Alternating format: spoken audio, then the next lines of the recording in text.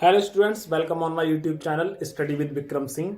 आज हम डिस्कस करेंगे यूपी बोर्ड परीक्षा के लिए बहुत ही इंपॉर्टेंट टॉपिक जो आपके पहले ही चैप्टर में दे रखा है, रासायनिक अपक्रियाएं। तो उसमें दो तरीके की अपक्रियाएं ये पढ़ाई जाती हैं। कौन सी? एक तो ऑक्सीकरण अपक्रिया और एक अपचयन अपक्रिया। इन दोनों अपक्रियाओं को फ्रेंड्स हमें एक साथ ही कंपैरिजन के साथ पढ़ना चाहिए, जिससे कि हमें याद करने में थोड़ी आसानी रहे। तो हम यहां पर देखते हैं सबसे पहले ऑक्सीकरण। तो देखिए, ऑक्सीकरण को कभी कभी उपचयन भी स्टूडेंट्स कहा जाता है। तो सबसे पहला पॉइंट है कि ऑक्सीकरण में क्या होता है कि ऑक्सीजन का योग होता है। तो ऑक्सीकरण में योग होता है किसका? ऑक्सीजन का। और अपचयन में योग होता है किसका? हाइड्रोजन का। पहला पॉइंट हुआ। दूसरा पॉइंट इसमें यह होता है कि इसमें ऑक्सीजन कैसा है? ऑक्सीजन एक ऋण विद्युतीय तत्व है। तो जब ऑक्सीजन का योग हो रहा है तो हम ये भी कहते हैं कि ऋण विद्युतीय अवयव में वृद्धि। और यहां क्या होता है? धन विद्युतीय अवयव में वृद्धि। दोनों एक दूसरे के जस्ट अपोजिट चलते हैं। यहां पर ऋण विद्युतीय अवयव में वृद्धि और अपचयन में क्या होगा? धन विद्युतीय अवयव में वृद्धि। तीसरा पॉइंट इसमें यह कि हाइड्रोजन का पृथक होना, मतलब कि यहां पर हाइड्रोजन अलग होता है और यहां पर क्या होता है? अपचयन में ऑक्सीजन अलग होता है। तीसरा पॉइंट अगर हम देखें यहां पर, अब देखिए यहां पर कि ऑक्सीजन का जब यहां पर योग हो रहा है तो इसका मतलब यह है कि ऋण विद्युतीय अवयव में वृद्धि हो रही है। और जब ऋण विद्युतीय अवयव में वृद्धि होगी तो इसका मतलब यह हो जाएगा कि धन विद्युतीय अवयव के अनुपात में कमी आ जाएगी। जस्ट इसका अपोजिट हम यहां पर देखते हैं कि ऋण विद्युतीय अवयव में यहां पर देखिए, यहां पर धन विद्युतीय अवयव में वृद्धि है तो ऋण विद्युतीय अवयव में यहां पर क्या हो जाएगी? कमी। अब लास्ट पॉइंट पर आते हैं हम यहां पर कि किसी परमाणु अणु आयन में इलेक्ट्रॉन की कमी। तो यहां पर क्या हो जाएगा आपका? गला कैसा हो गया? तो यहां पर क्या है कि इलेक्ट्रॉन की कमी। तो इलेक्ट्रॉन की कमी का मतलब यह है कि जब कोई पदार्थ इलेक्ट्रॉन का त्याग करता है तो वहां पर होता है क्या? ऑक्सीकरण। क्या होता है? ऑक्सीकरण। और जहां पर इलेक्ट्रॉन की वृद्धि होती है या कोई यौगिक जब इलेक्ट्रॉन ग्रहण करता है, यानी कि हम कह सकते हैं यहां पर ग्रहण करता है, तो वहां पर होता है क्या? आपका अपचयन। और जहां पर त्याग करेगा इलेक्ट्रॉन का तो वहां पर होगा आपका क्या? ऑक्सीकरण। इसको हम एक एग्जांपल से समझ सकते हैं, जैसे कि सोडियम से क्या बने? Sodium ion. तो आपने पढ़ा होगा कि कोई भी परमाणु अपनी एक सामान्य अवस्था में कैसा होता है? उदासीन। तो यहां पर हम देख पा रहे हैं कि सोडियम परमाणु के ऊपर एक आवेश आ गया है प्लस। तो ये प्लस, सिंगल प्लस आवेश आने का मतलब क्या है कि इस सोडियम परमाणु के द्वारा एक इलेक्ट्रॉन का त्याग कर दिया गया है।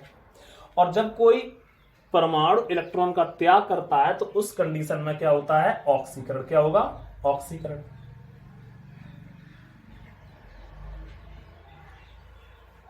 ठीक है। और इसके लिए एक और हम रिएक्शन देख सकते हैं, जैसे कि अगर हम जस्ट इसका उल्टा करें कि अगर हम चाहें कि सोडियम आयन से हम सोडियम प्राप्त करना चाहें तो अब क्या होगा कि इस देखिए यहां पर जीरो आवेश है, क्योंकि हर एक परमाणु क्या है कि अपनी सामान्य अवस्था में कैसा होता है? उदासीन होता है। उदासीन होने का मतलब है कि उस पर आवेश कैसा है? शून्य है। ठीक है। और यहां पर आवेश कितना है? +1, यानी यहां पर एक इलेक्ट्रॉन की कमी है। इलेक्ट्रॉन की जब कमी होती है तभी जो आवेश होता है वो कैसा आता है? प्लस का आता है, यानी कि धनात्मक होता है। तो अब क्या करेगा ये सोडियम आयन? एक इलेक्ट्रॉन को ग्रहण कर लेगा और क्या बना देगा? सोडियम परमाणु। और ये सोडियम परमाणु कैसा होगा? आपका उदासीन अवस्था में होगा।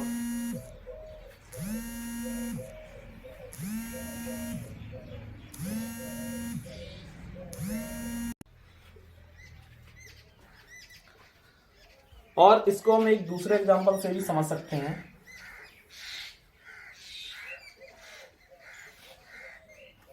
जैसे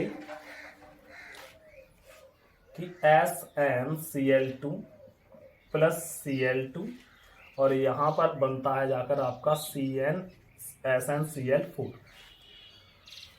तो अगर हम यहां पर देखें इनको, अगर हम इनके आयन में इसे ब्रेक करें तो ये हो जाएगा Sn+2 Cl सिंगल निगेटिव। और इधर देखिए क्या हो रहा है, ये यहां पर तो आवेश होगा कैसा, 0, ठीक है, क्योंकि ये क्लोरीन गैस है और गैसीय अवस्था में जो आवेश है यहां पर क्या है, 0 है।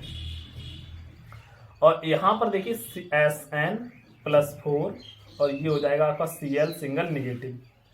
तो अब हम यहां पर देख पा रहे हैं कि Sn पर यहां पर 2 इलेक्ट्रॉनों की कमी है और यहां पर कितने इलेक्ट्रॉनों की कमी है, 4 इलेक्ट्रॉनों की कमी हो गई। तो जब इलेक्ट्रॉन की कमी होगी तो हम कह सकते हैं कि SnCl2 का क्या हो रहा है, ऑक्सीकरण हो रहा है। और किसमें हो रहा है, SnCl4 में। तो SnCl2 का कहां पर ऑक्सीकरण हो रहा है, किसमें, SnCl4 में। तो इस तरीके से हम ऑक्सीकरण और अपचयन को पढ़ते हैं। इसमें 2 टर्म और आते हैं, एक होता है ऑक्सीकारक, ऑक्सीकारक, और एक होता है अपचायक।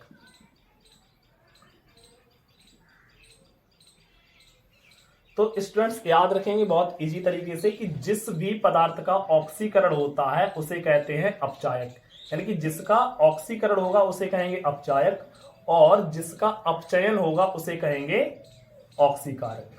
ये उल्टा होता है अपने नाम का, यानी कि ऑक्सीकारक वे पदार्थ होते हैं जिनका क्या होता है, अपचयन होता है। क्या होता है, अपचयन। और जिन पदार्थों का ऑक्सीकरण होता है उन्हें कहा जाता है अपचायक। तो आई होप आपको ये टॉपिक समझ में आ गया होगा और वीडियो को आप दोबारा देख सकते हैं रिवीजन करने के लिए। और काफी दिनों के बाद मैंने ये वीडियो शूट किया है और ऐसे ही वीडियो के लिए आप हमारे चैनल को फॉलो कर सकते हैं। और वीडियो देखने के लिए धन्यवाद।